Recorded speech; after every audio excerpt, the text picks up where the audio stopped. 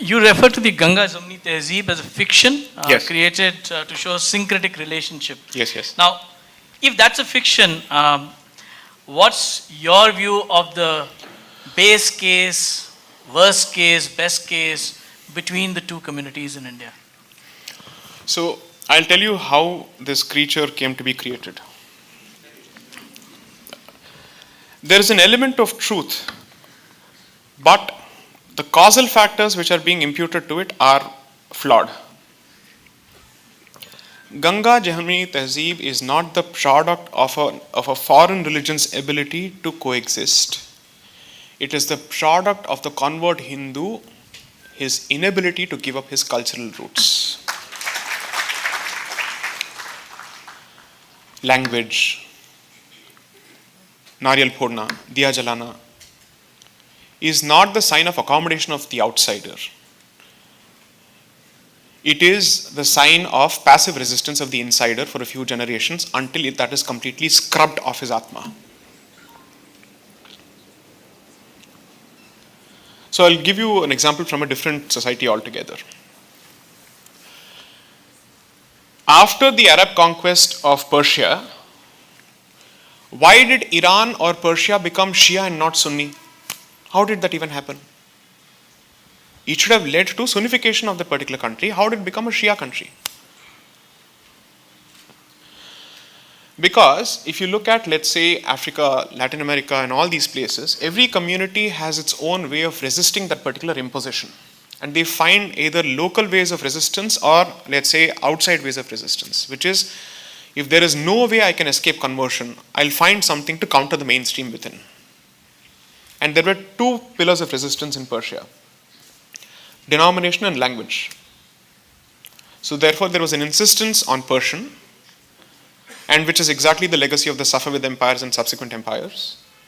And there was an insistence on Shiification of the community.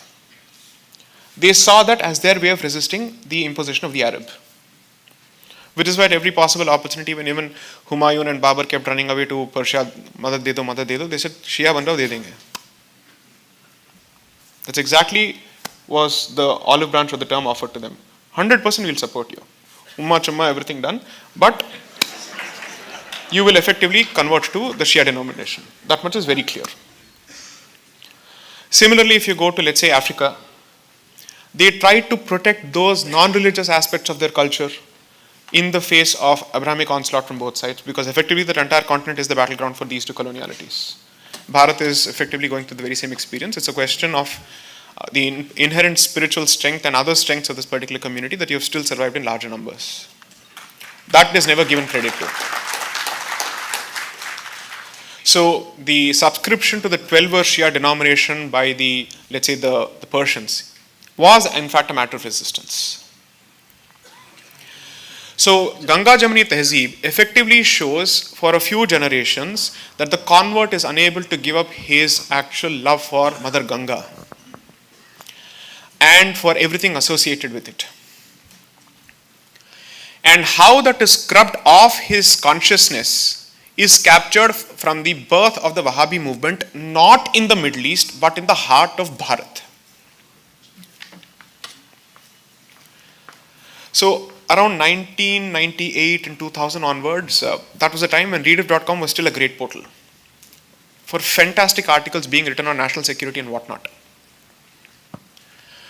In fact, all the current, let's say, greats like Mr. Rajiv Srinivasan and everybody else, they used to write for Rediff.com in the 90s. That when the internet boom was happening, this was the kind of literature that I was actually having access to.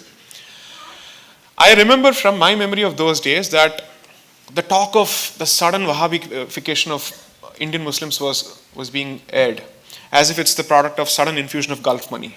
But when you read the literature, you will realize that this particular facet of that particular community has existed for over 250 years here and has played the central role in the creation of radical Islam in this part of the subcontinent. Now, whether radical is needed or not, I'll leave it for the audience to decide. Now, therefore, the point I'm trying to make is the direct correlation between the establishment of the Wahhabi power center and the creation of the Taliban has been spoken of by Pakistanis. I've cited them in this book. Aisha Jalal, in her book, The Partisans of Allah, specifically points to this as to how the Haqqani network and the Taliban network is directly a product of the mosques set up by the Deobandis and others. Their seminaries. I think around 2011 or 12, I had the opportunity to visit a particular cantonment because a friend was working there. And he confirmed all of this. This was, of course, not confidential information. This was already out and being spoken. It just so happened that the mainstream media was not capturing it because it's uncomfortable, unsecular reality to realize that Wahhabi Islam is not an importation from the Middle East, but is the paidawar and the paidaish of Bharat. That the progenitor of this particular mindset, Abdul Wahhab and Shah Waliullah Dehlavi, studied Hadith in Arabia at the same time from the same teacher is what I'm trying to establish here. And therefore they were contemporaries. It just so happens that because the Wahhabis were attacking British ports in Jeddah and other places in Arabia around that particular period, Wahhabism had suddenly become part of the parlance. And therefore that parlance was used here to say that there is a similarity in mindset between the two sects, or let's say the two groups in Bharat as well as in the Middle East, so let's call them Wahhabis. Otherwise, the Wahhabis of Bharat were actually called the followers of Tariqa-e-Muhammadiyah, the path of Muhammad. This is the actual name of the Wahhabi movement in Bharat. And how there is a continuous line, every institution that is set up. So the map has been selected on the cover page for that reason. To say each of these institutions located here trace their origin to the central institution in Delhi. So, according to me, the Ganga Jamuni Tehzeeb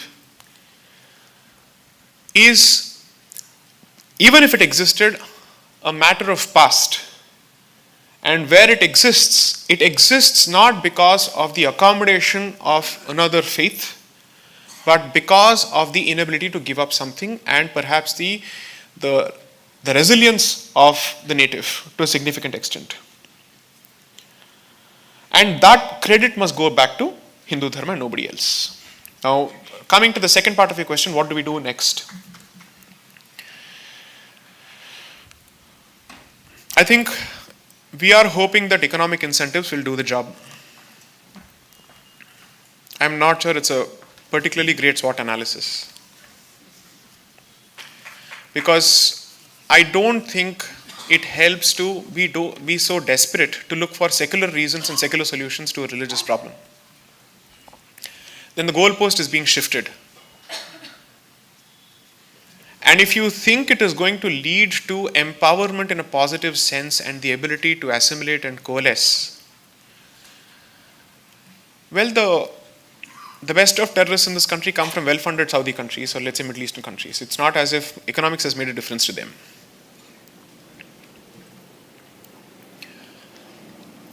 The reason that this must be traced to a particular mindset is because in certain portions of the book, I capture their own words. Allow me to say this, and everything that I'm going to say is lawful and legal, so I'll say it, and with basis. Shah Waliullah Dehlavi effectively believed that the advent of his faith is for the destruction of the entire global world order as it exists. And the means to actually achieve that particular end is jihad. This was his clear position. Now, he lived in the mid-18th century.